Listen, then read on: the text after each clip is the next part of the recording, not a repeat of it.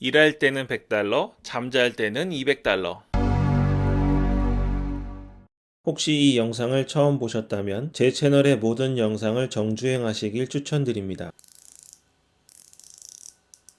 안녕하세요. 이사영 잡스입니다. 오늘은 자주 하는 질문 하겠습니다. 감성파리님이요. 선생님은 아닙니다. 같이 그냥 블로그 하는 친구라고 생각하시고 라이브 URL 실행했는데요. 이거는 그 빅 웹마스터 도구에서 실행하셨다는 의미시죠. H1 태그가 두 개로 나오거든요. 제 스킨은 북클럽입니다. 수정할 부분을 확인해보기 한 곳은 이거는 한국 사람이니까 대충 알아드릴게요. 자, 무슨 말이냐면 제가 빅 웹마스터 도구를 통해서 SEO를 확인하는 방법을 예전 영상에서 말씀드렸었죠. 근데 그거를 보면 경고 문구가 나올 때 있어요. 뭐 심각도 있고 주의도 있고 아니면 회색으로 해가지고 별 상관없는 것처럼 나올 때도 있고 합니다. 근데 심각이나 주의가 나오면 겁이 많이 나잖아요. 그래서 궁금해 하시는 것 같은데 SEO는요 각 회사마다 각기 다릅니다. 그러니까 우리가 지금 주로 노출하고 싶으신 게 구글 상위 노출이나 네이버 웹사이트에서 상위 노출하고 싶은 거잖아요. 그런데 지금 확인은 빅 웹마스터 도구에서 하는 거죠. 그러니까 편의상 보기 좋게 돼 있어서 제가 추천해 드린 것이고 빙에서 생각하는 SEO의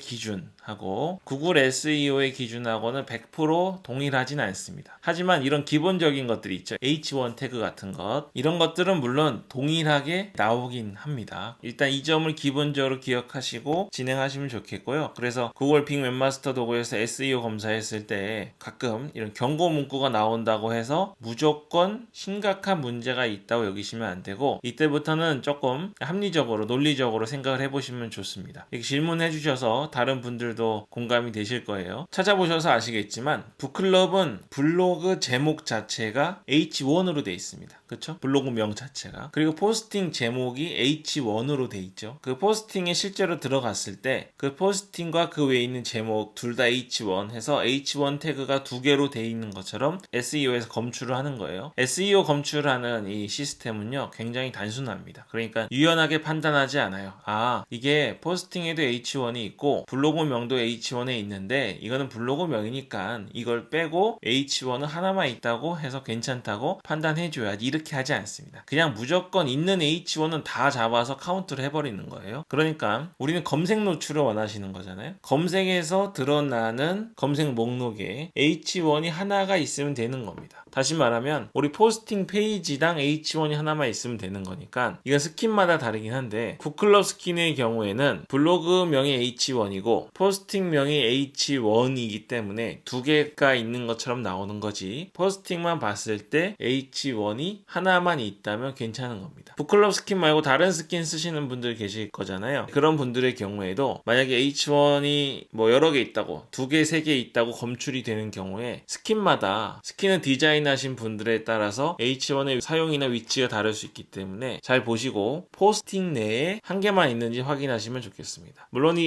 H1이라는 게 내 글을 무조건 상단으로 올려주는 그런 치트키 같은 건 아니에요. 근데 기본입니다. 기본. 이런 거 안 해도 상당히 노출될 수는 있지만 이런 것도 안 하고 다른 노력을 하는 것 기본이잖아요. 누구나 할 수 있는 건데 이런 것을 지키고 나서 하시면 훨씬 더 같은 키워드 같은 글 수준일 때 먼저 로봇이 알아본다는 것을 생각하시고 H1은 그 정도로 여기시면 되겠습니다. 주변에 보시면 이런 거 안 해도 상단 노출되는 것처럼 보이시는 분들이 있으세요. 그거는 거짓말은 아닙니다. 근데 그거는 그분이 특히 그 키워드로 그런 거지 우린 장기적으로 해야 되고 우리가 글 하나 쓰는 게 얼마나 힘듭니까? 바쁜데 그러니까 우리가 그렇게 글 하나하나를 정성스럽게 쓰고 시간 쪼개서 쓰시면서 이렇게 조금의 가능성을 무시하는 거는 우리에게 도움이 되지 않는 것 같습니다. 그래서 H1 태그를 맞춰주실 수 있으면 맞춰주시면 좋겠습니다. 다음은 최더님입니다. 티스토리 블로그가 카카오 계정이 1개, 파생된 블로그가 5개 있는데 뭐 계정 하나에 블로그 5개란 말씀이신 것 같아요. 이들 모두 각각 애드센스 신청을 해야 되는 아니면 하나의 애드센스만 신청 승인이 나면 나머지 4개도 쓸 수 있는지 궁금하십니다. 저도 궁금했어요. 저도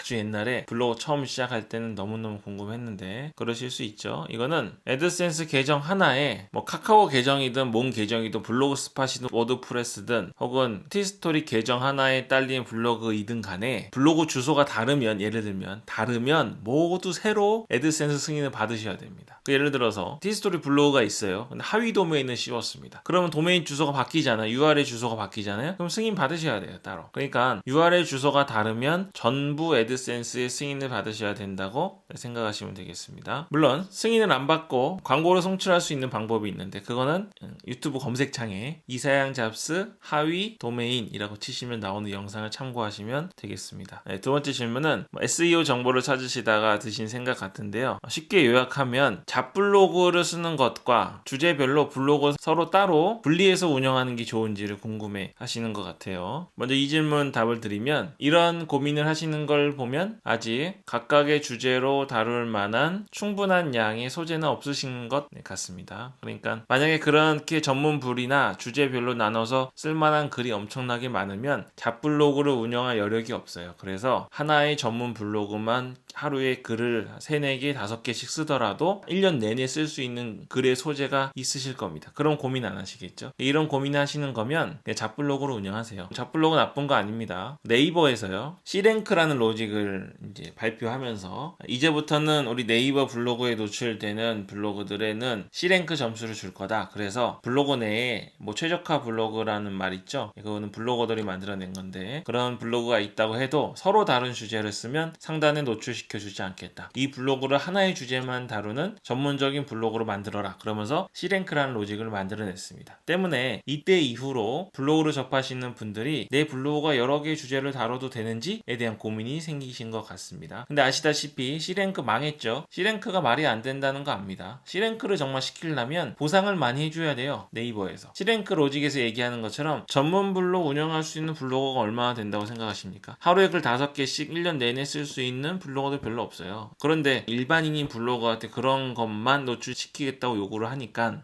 제대로 될 리가 없죠. 돈은 거의 안 주고 돈은 인형 눈알 붙이는 돈 주면서 그래서 나온 게 다이아 로직이죠. 네이버의 수준은 여기까지입니다. 다이아 로직도 뭐 2까지 나왔는데 그거 아무리 맞춰서 써봤자 또 새로운 거 나옵니다. 그러니까 네이버에 대해서 왜 그렇게 얘기하는지 아실 겁니다. 그런데 이 얘기 끝에 제가 드리는 말씀은 뭐냐면 구글은 네이버에서 말하는 C랭크 그것도 봅니다. 전문 웹사이트인지를 보긴 봐요. 근데 그것보다 더 높은 점수를 주는 게 뭐냐면 각 페이지별로 점수 평가를 합니다. 서로 다른 글들을 올리더라도 이전 글에 있는 포스팅의 내용이 좀 허접하더라도 별로 아니어서 누락을 시켰더라도 순위가 뒤로 밀렸더라도 이번에 새로 쓴 포스팅을 이전 포스팅에 연관짓지 않는다는 겁니다. 잡블로그로 소위 운영하셔도 구글 노출하시는 데는 크게 불리함이 없어요. 다음 노출은 다 똑같죠. 최적화만 돼 있으면 무슨 글을 써도 잡블로그든 전문 블로그든 뭘 써도 상단에 꽂히니까 다음을 타겟으로 하실 때는 의미가 없고요. 이제 구글을 얘기하자면 구글은 페이지별로 평가하니까 처음에는 이런 고민하시는 분들은 거의 99%는 잡블로그를 운영하시는 게 좋습니다. 근데 그러다가 이제 잡블로그를 운영하시다 보면 자꾸 한쪽 방향의 글을 쓰는 자신을 발견하실 수 있을 거예요. 그쪽으로는 글을 쓰다 보니까 전문가가 돼버린 겁니다. 그때서야 비로소 이제 주제가 있는 전문부를 운영하시기 위해 준비를 하시면 좋겠습니다. 전문부는 굉장히 도움이 돼요. 왜냐하면 블로그명, 메타 태그 등의 한 방향의 키워드들을 다 입력할 수 있잖아요. URL 주소도 그렇고 그러니까 당연히 도움은 되는데 그렇다고 해서 잡블로그 아주 큰 차이를 갖고 있는 건 아니다 생각하시면 되겠습니다. 질문이 더 있죠. 굉장히 중요한 내용입니다. 전자의 경우 글을 복사하고 이전 글을 삭제하고 넘기면 되는지 이런 거 안 됩니다. 이전에 블로그에 있던 글을 삭제하고 새로운 글로 옮기면 이제 글을 새로 쓰기 싫다는 말씀이시잖아요. 옮기면 유사문서가 안 걸리겠다 싶으실 건데 모든 검색 엔진에서 이전 글에 대한 정보가 남아 있습니다. 그러니까 우리가 쉽게 생각하는 구글이나 네이버나 다음, 빙, 줌, 네이트 이런 검색 엔진들이 있잖아요. 이런 곳에 웹마스터 등록을 하지 않아도 원래는 알아서 긁어가요. 근데 내가 모르는 사이에 그런 자료들이 남아있고 옮겨갔더라도 각 검색 엔진의 웹마스터 도구에서 삭제를 따로 해주지 않으면 기록은 남아있어요. 삭제를 해주면 되겠죠. 근데 그거 완벽하게 못합니다. 어디 있는지도 모르고 그거 지우는 시간에 글 쓰시는 게 훨씬 나아요. 또 한 가지 제가 정말 중요하게 여기는 건데 글을 새로 쓰는 걸 무서워하시면 블로그 오래 못하십니다. 그리고 복사하고 싶은 마음이 드시는 것 자체가 아직 글을 많이 안 쓰신 거예요. 포스팅에 대한 근육이 별로 안 붙으신 거라고 생각하시면 좋겠습니다. 기분 나쁘게 생각하시지 마시고 저도 경험했고 최더님이 앞으로도 블로그를 포기하지 않고 계속 하시면 좋겠다는 마음에 말씀을 드린 거예요. 복사해도 된다 하더라도 저는 복사하지 말라고 권하는 편이거든요. 이전 블로그에 있던 포스팅의 내용이 너무 좋다면 그곳에 있던 키워드들 이미 글이 노출되고 있으며 애널리틱스 분석을 통해서 그 글을 통해 나오는 좋은 키워드들이 뭔지는 본인이 알고 계시잖아요. 그것만으로도 엄청난 재산입니다. 그 키워드들을 가지고 계속 쓰시는 거를 추천드리겠습니다. 이 최던님 뿐만 아니라 혹시 이 영상을 보신 다른 구독자님들도 가능하면 복사해도 되는 경우라도 하지 마시고 글을 한 번 더 써보세요. 제가 이전에 그 멤버십 영상에서 자세하게 한번 다뤘는데 기존에 있던 글을 다시 쓸 때에 얼마나 편한지 말씀드린 적 있죠. 그리고 그 다시 쓰는 것 자체가 갖고 오는 매우 유리한 장점이 있습니다. 때문에 가능하면 새로 안 써도 되는 글도 한번 새로 써보시고 그러면 분명히 우리 블로그 수익을 올리는데 큰 도움이 되실 겁니다. 시간이 좀 많이 됐지만 한 분만 더 해보겠습니다. 마피아님이세요. 멤버십 $50 회원님이십니다. 이분 아마 하루에는 $50씩 벌고 계실 거예요. $50 배지 달고 계시잖아요. 150 한 달이면 $1,500 160만원 정도 버시겠네요. 자, 티스토리 블로그 자동 광고를 쓰고 있고 본문 광고만 수동으로 코드 삽입을 해서 넣고 있었는데요. 언젠가부터 제가 수동으로 삽입한 광고 위치에는 광고가 없고 다른 데서 알아서 배치가 되어서 나오고 개수도 원했던 것보다 더 많이 나오는데 어떻게 해야 될까요? 네, 이거는 두 가지인데요. 광고 로드가 최대인데 줄여야 할까요? 이것도 맞는 말이고요. 그 자동 광고를 돌리시면 블로그 페이지에 트래픽 양이나 페이지에 사진이나 글자 개수에 따라서 광고 개수가 결정이 됩니다. 그러니까 만약에 이걸 완벽하게 제어하고 싶으시면 자동 광고를 사용하실 때 그 전면 광고하고 앵커 광고만 쓰셔야 될 것 같습니다. 그렇지 않고는 완벽하게 제어가 안 되고요. 또 한 가지는 수동 광고를 삽입한 광고 위치에 광고가 없고 얘기하셨잖아요. 이거는 한번 들어가 볼게요. 여기 자동 광고 설정하는 곳에 제가 들어왔는데요. 여기 보시면 자동 광고가 있고 밑에 기존 광고 단위를 최적화할까요? 이렇게 돼 있죠. 이게 켜져 있으면 기존의 수동 광고까지 자동 광고가 영향을 미치는 겁니다. 그래서 수동 광고에 영향을 받고 싶지 않으신 분들은 이거를 이렇게 꺼주셔야 돼요. 꺼주시면 좋겠습니다. 지금쯤이면 답을 찾으셨을 수도 있는데요. 말로 설명을 드리는 게 조금 더 정확할 것 같아서 언급해봤습니다. 제가 이렇게 막 전달해드리고 싶은 게 많아가지고 세 분 것밖에 말씀을 못 드렸는데 벌써 시간이 많이 됐네요. 오늘 자주 하는 질문은 오늘 여기까지 하겠습니다. 이사양 잡스였습니다. 오늘 영상이 좋았다면 구독, 좋아요 눌러주시고요. 알림 설정 버튼 누르셔서 전체 알림 설정해 주시면 영상을 놓치지 않고 하루라도 더 빨리 수익을 내실 수 있습니다.